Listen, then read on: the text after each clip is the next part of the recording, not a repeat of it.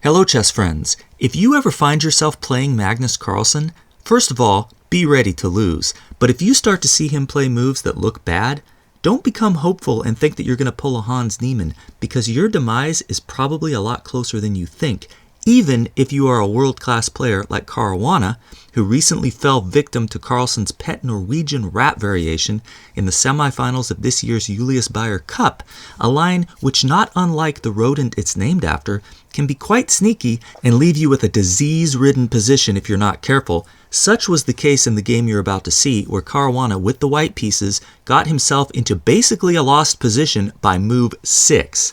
How could this happen? Well, you are going to find out right now. Caruana with the white pieces played c4. Carlsen played g6.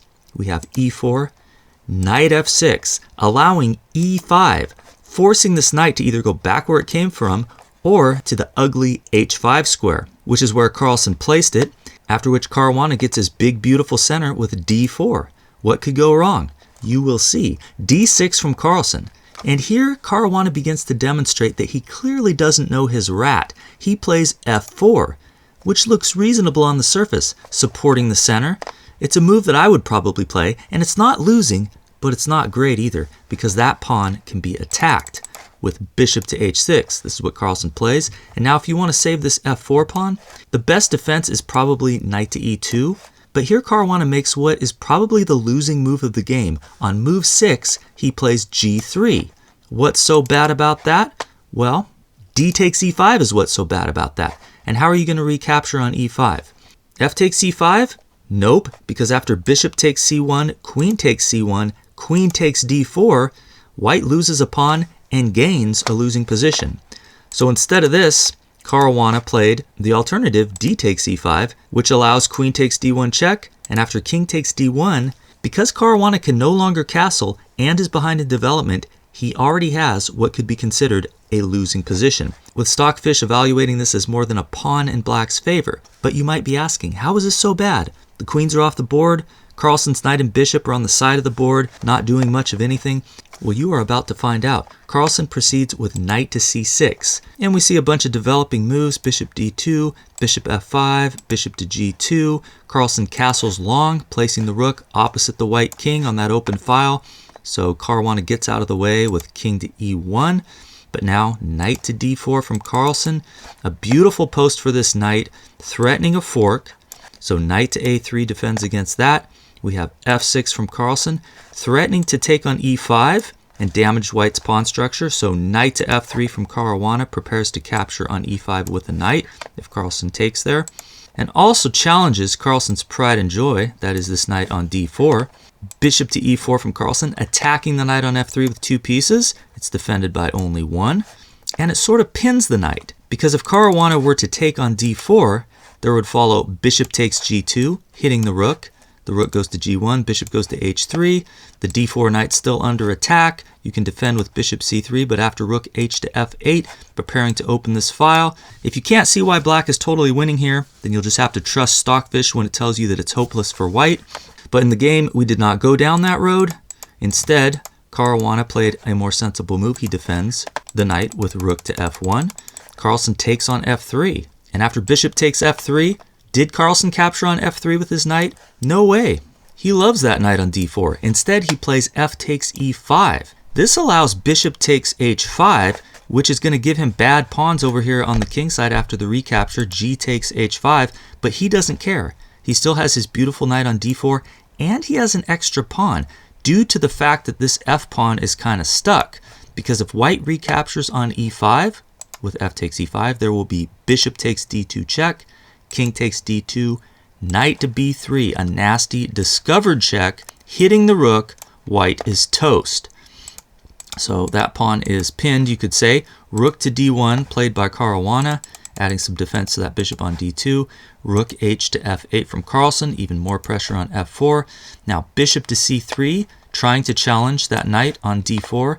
Rook f5 from Carlsen, since it was becoming necessary now to defend the pawn on e5. Caruana plays rook to f2. The idea here is to take on e5, and when the rook recaptures, his king can hide over here behind the rook on f2. We have h4 from Carlsen, a top computer move, like most of his moves in this game, looking to rid himself of one of his doubled pawns while weakening Caruana's pawn structure even further. And now we finally see f takes e5, rook takes e5 with check, king goes to f1, and now bishop to e3, attacking the rook, which is able to infiltrate to f7. Might look a little bit scary to you and me, but not to Carlsen, who coolly plays h takes g3, and after h takes g3, rook f5 check, forces the trade of rooks. After rook takes f5, knight takes f5. Now the last pair of rooks can see each other. Caruana takes on d8, king takes d8, and now king e2, getting the king active, usually a good plan in the endgame. Carlsen plays bishop to d4. Not the strongest move according to the engine, which says bishop c5 is more decisive, but it's probably still winning. Bishop takes d4, knight takes d4 check, and now Magnus Carlsen, despite the fact that most of his pieces have been traded off and he's only a measly pawn up, has accurately assessed that he still has a winning position. But he will have to play very accurately, which he proceeds to do. The game continues. King e3, knight c6, knight to b5, king d7. We see some shuffling of the pieces, knight to c3, king to e6, knight to b5, and what eventually ends up happening is king to f5, Carlsen giving up his c7 pawn, knight takes c7, so that he can attack the g3 pawn with his king, king to g4, king f2 defends, but then knight to b4 will win a pawn over here on the queen side. Since there's a threat of a fork here, picking up the b2 pawn, also the threat of taking the a pawn, you can't defend against both.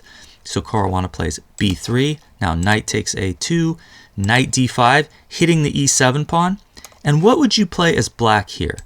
I bet 90% of you would play e6, as would I. But Carlsen would rather play the top engine move. He plays a5.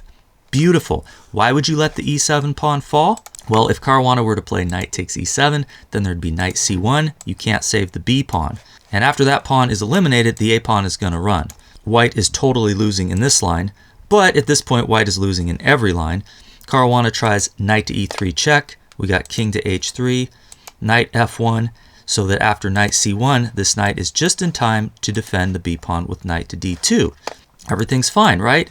No, everything is not fine. Caruana's knight is now tied down to passive defense, so Carlsen begins phase 2 of winning this endgame, which goes as follows. King g4, king g2, h5, he's going to get these pawns moving, king f2, e5, and the plan here is quite simple. He will force the most favorable trade of pawns.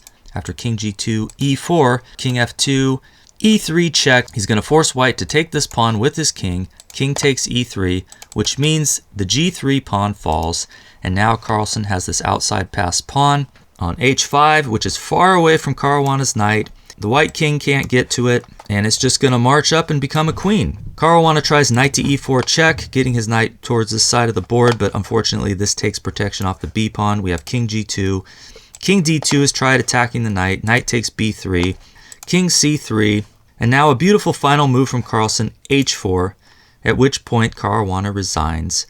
Because although he could take the knight on b3 with king takes b3 after h3, this pawn is simply unstoppable and will become a queen, which Caruana's knight will be no match for. So I hope you enjoyed this masterclass in destroying a top-level player with the Norwegian rat variation, an opening whose main value lies in its ability to get your opponent into opening territory which they may not be very familiar with, as was apparently the case with Caruana, who played moves which looked logical on the surface, but were actually completely unsound and landed him in a losing position very early in the game. So thanks for watching.